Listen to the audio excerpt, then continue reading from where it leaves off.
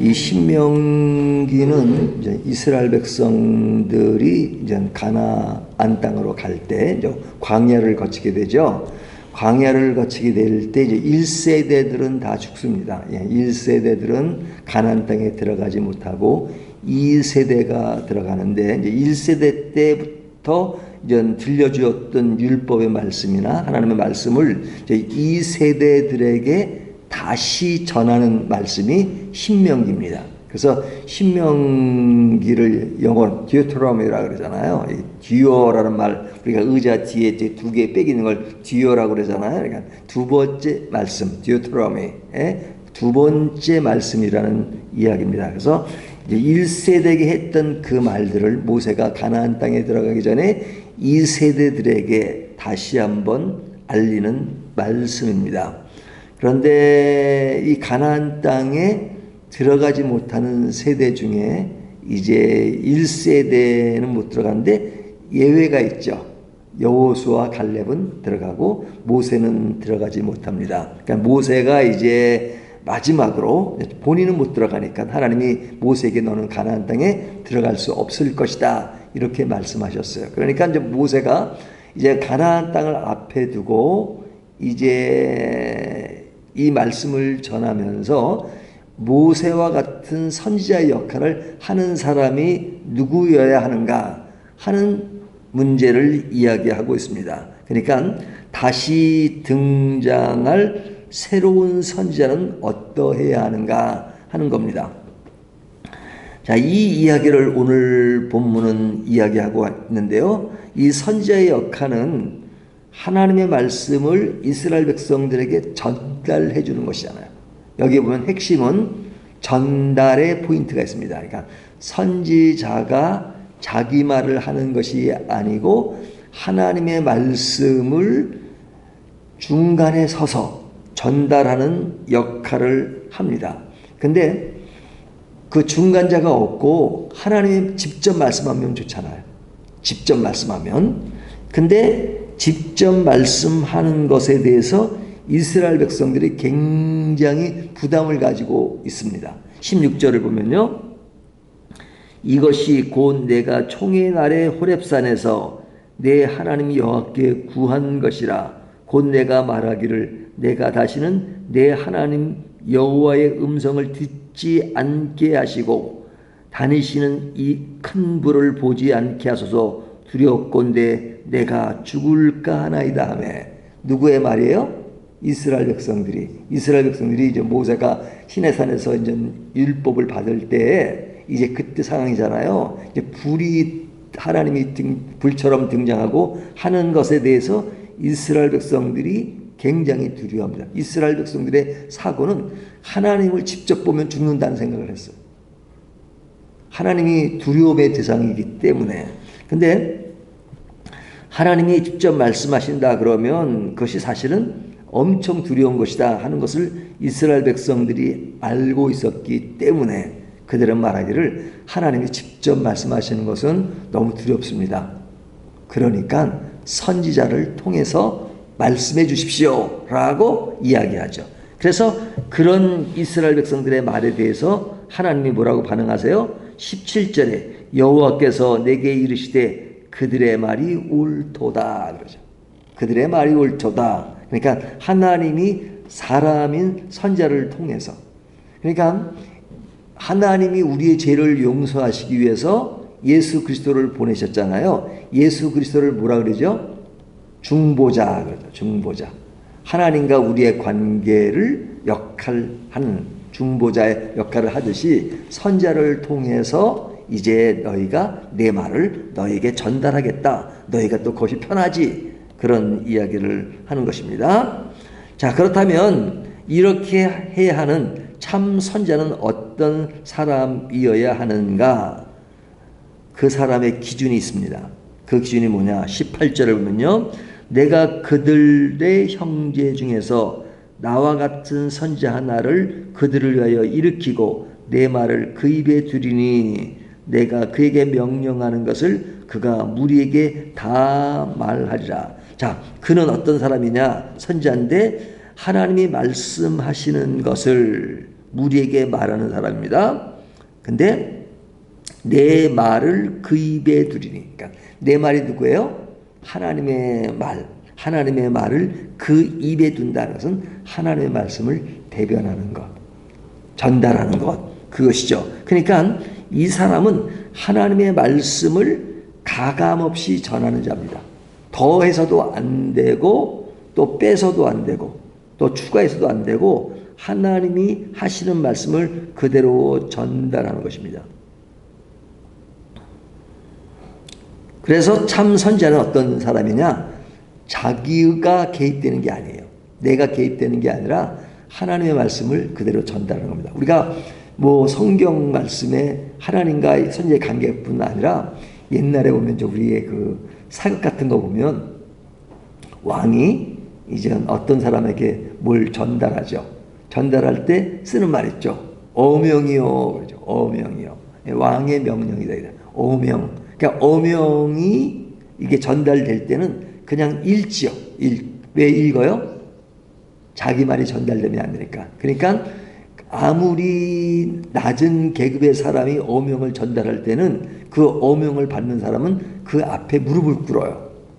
왜 그러죠? 그 사람 앞에서 무릎을 꿇는 게 아니라 어명 앞에서. 어명 앞에서. 그러니까 이 중간자는 그냥 중간자로서의 역할이에요. 그래서 우리가 세례 요한을 볼 때 세례 요한이 뭐라 그러죠? 자기를 소개할 때 나는 광야에 외치는 자의 소리라 그러죠. 예, 광야에 소리를 외치는 자가 아니에요. 광야에 외치는 자의 소리예요. 소리가 강조점이에요. 자기는 소리의 역할을 한다. 그러니까 소리는 소리를 내면 끝이에요. 소리로서 그 역할을 다한 겁니다. 그런데 잘못하면 거짓 선지자들의 특징이 뭡니까? 소리의 역할을 하는 것이 아니라 내가 핵심이 되는 거예요. 내가. 그래서 하나님의 자리에 자기가 올라가 있어요. 그것은 거짓 선지자예요. 그래서 하나님을 대변하는 것이 아니라 자기를 대변하고 자기를 알리고 자기의 인기 관리를 하고 하는 것은 가짜다 하는 것입니다. 그래서 하나님의 말씀을 가감없이 전하는 자가 주체가 자기가 아니라 하나님인 사람. 그래서 이런 자가 선지자가 되어야 한다. 그렇게 선지자가 되면 사람들은 그의 말을 들어야 되는데 그의 말을 듣지 않는 사람이라면 또한 벌을 받을 것이다. 19절을 보면요. 누구든지 내 이름으로 전하는 내 말을 듣지 아니하는 자는 내가 벌을 받을 것이요. 그러니까 참 선지자는 하나님의 말씀을 가감없이 전하는 것이고 그 가감없이 전하는 말씀에 대해서는 어느 누구도 그 말씀을 들어야 한다. 그 말씀을 듣지 않으면 너희가 벌을 받을 것이다 하는 것입니다. 그러면 이것이 참 선지자라면 가짜 선지자, 거짓 선지자는 어떤 사람이냐? 뭐 이미 결론이 나왔죠. 하나님의 말씀을 그대로 전하지 않고 자기 마음대로 전하는 자. 20절 보면 만일 어떤 선지자가 내가 전하라고 명령하지 아니한 말을 제 마음대로 내 이름으로 전하든지 다른 신들의 이름으로 말하면 그 선지자는 죽임을 당하리라 하셨느니라. 이 사람은 어때요? 하나님의 말씀을 자기의 말로 자기 생각대로 자기 마음대로 전하는 것. 그러니까 우리가 이제 어떤 중간 역할을 하는 사람이 이제 자기가 자기 기호에 맞게끔 조종하는 경우가 있잖아요. 그거는 좋은 게 아니다 이거죠. 좋은 대사도 아니고 좋은 메신저도 아니고 좋은 선지자도 아닌 것이죠. 자기가 개입되면 안 된다 이거죠. 그런 사람들에 대해서 뭐라고 말씀하고 있어요? 죽임을 당하리라 그러죠. 굉장히 무섭게 말씀하잖아요. 하나님의 말씀을 어떨 때는 정확하게 전하는데 그것이 하나님의 말씀으로가 아니라 다른 신의 이름으로 전하는 것도 그는 죽임을 당한다. 이렇게 말하는 것입니다. 그러니까 이 메신저라고 하는 것이 엄청나게 중요한 것입니다. 근데 이렇게 하지 않는 것은 가짜예요. 가짜. 근데 여러분 가짜 진짜 중에 가짜가 좋습니까? 진짜가 좋습니까? 당연히 진짜가 좋죠. 우리가 음식에 있어서 꿀 하면 진짜 꿀을 좋아하잖아요. 그러니까 사람들은 음식이나 어떤 생활 도구에 있어서는 진짜를 좋아해요. 하지만 말씀은요, 진짜가 매력이 없이 느껴질 수 있어요. 진짜는. 가짜가 매력 있게 느껴집니다. 그러니까 가짜를 가지고 진짜인 것처럼 하는 것이 뭐예요? 미혹이라고 그러잖아요. 미혹. 그러니까 뭘 모르면요, 속을 수밖에 없어요. 저는 이제 그 가죽을 조그만데, 가죽? 이 가죽이요, 이게 진짜 가죽, 가짜 가죽 있잖아요. 가짜 가죽은 뭡니까? 그냥 가죽처럼 만들어진 것, 그 재료 자체가 가죽이 아니에요.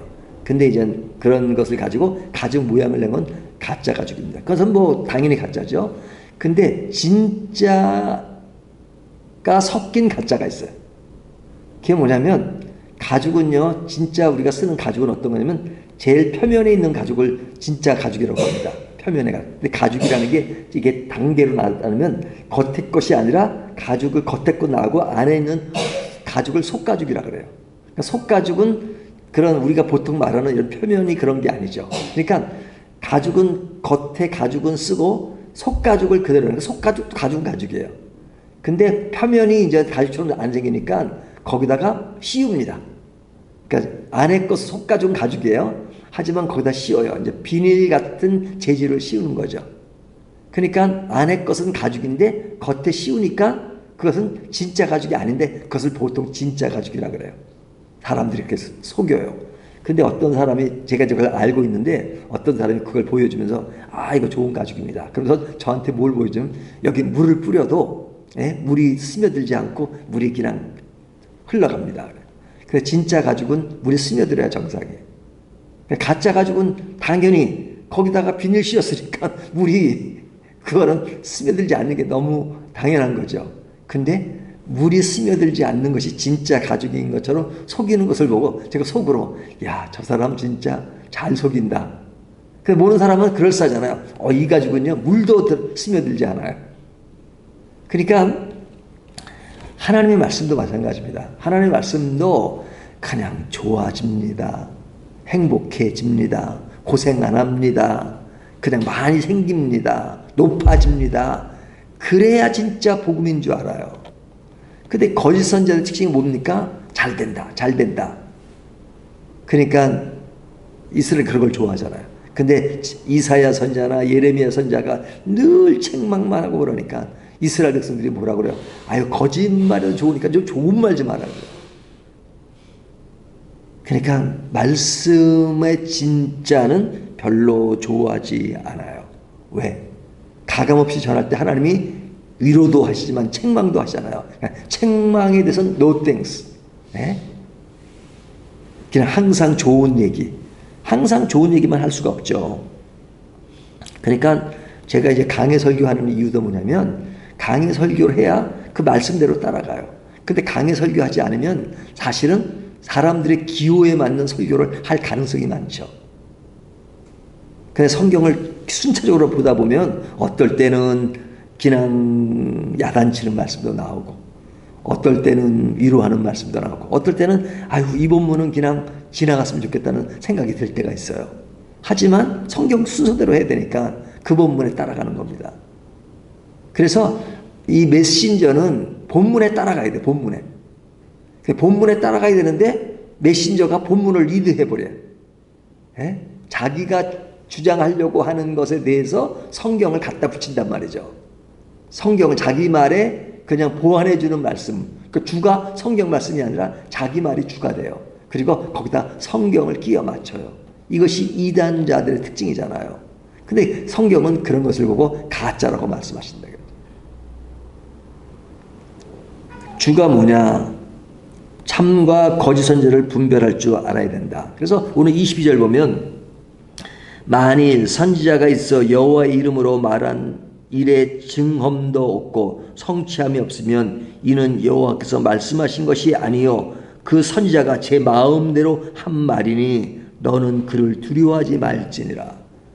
이런 사람 두려워하지 말라 그래요. 엉터리로 하는 것이니까. 근데 그 사람의 특징은 뭐냐? 자기 말로 한다. 자기 말.